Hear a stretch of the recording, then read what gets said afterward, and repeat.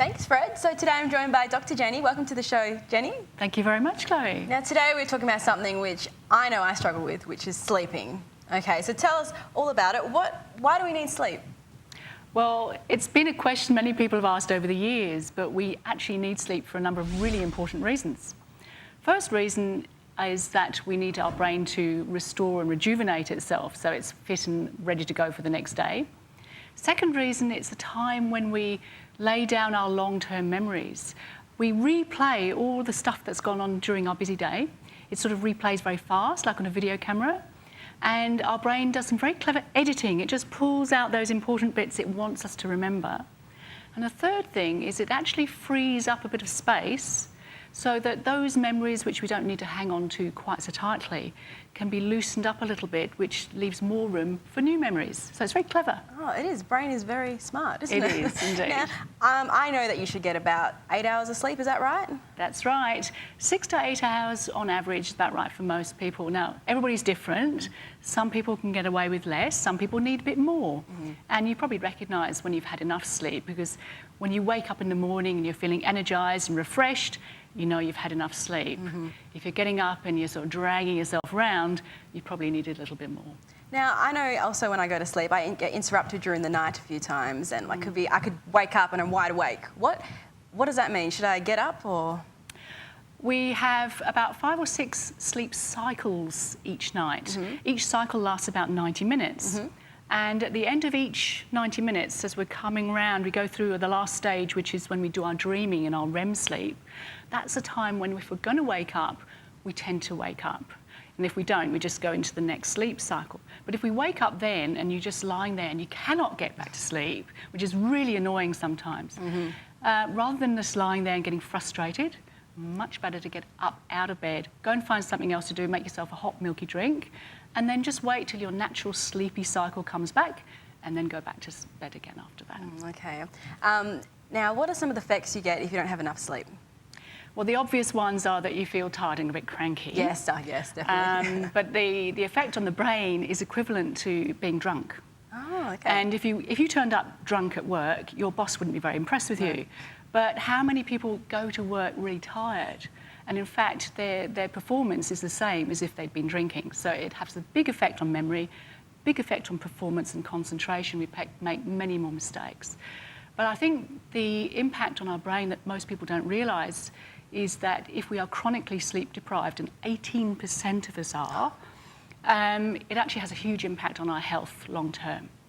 Because we know that people who don't get enough sleep are more at risk of having high blood pressure, more at risk of having a stroke, more at risk of having a heart attack, more at risk of having diabetes, more at risk of developing anxiety and depression, and more at risk of becoming obese. Wow, there is a lot of healthy disorders that can happen from sleep, and I'm pretty There sure are a lot. People aren't aware of this though, because I didn't know this. Absolutely. I just thought you're tired, that's it. You just That's catch up with right. it on the weekend. That's right. Most people don't take sleep deprivation very seriously. It's taken as being a nuisance. But because it is so important to us, if you think you're having problems sleeping, or your partner has noticed that you snore a lot, or perhaps that you stop breathing when you're sleeping, it could signify that you've actually got a serious condition which needs help. So if you have one of those problems, it's really important to go and see a doctor about it. And you were saying before there's 90 different sleep disorders? There have been 90 different sleep my disorders gosh. recognised, so there's a lot of ways that sleep can go wrong. So it's important that we take sleep seriously and do what we can to ensure we have a good night's sleep. Why are we all so sleep deprived as well? That's probably a result of 2 things. One is our lifestyle.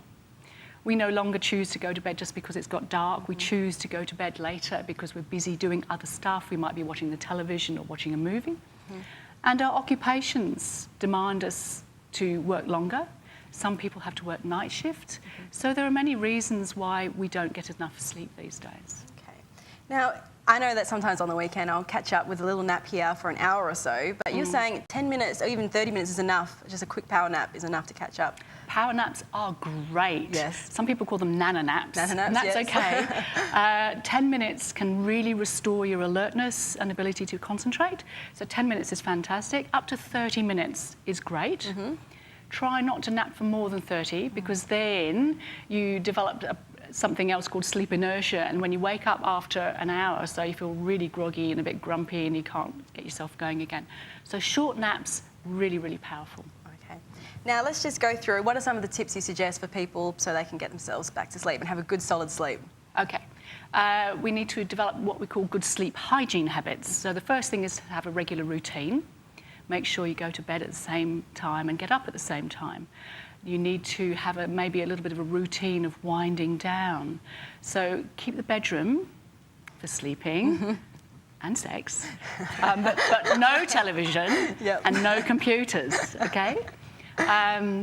So you want to sort of allow the body just to relax and get used to the idea that you're just closing the brain down for sleep. The other thing is not to exercise too close to bedtime. If you exercise during the day, that's great. But if you exercise within 3 hours of wanting to go to bed, then you actually can keep yourself awake. Yeah. Now, what about having coffee? You were saying before that it stays in your system for 6 hours after? Yeah, the half-life of caffeine is around 6 hours, and there is a lot of individual variation. Some people can drink coffee and it doesn't seem to affect them. Other people are very sensitive to it. So if you know you are a bit sensitive to coffee, probably best not to have it much after lunchtime if you think it affects your sleep. And finally, we should also meditate and relax as well. Some people, especially if they've got busy brains, some people find it really difficult to switch off at night, and they're lying there with all these thoughts whirling around their brain. Learning how to meditate or relax can really make a big difference to how well you sleep. Wow, well, thank you for all those tips. I'm definitely going to take them on board. And if you want more information, you can check out our website, which is thecouch.com.au. And there's everything on there about getting to sleep and how to keep your brain fit, all by Dr. Jenny Brockis. All right, well, back to you, Fred.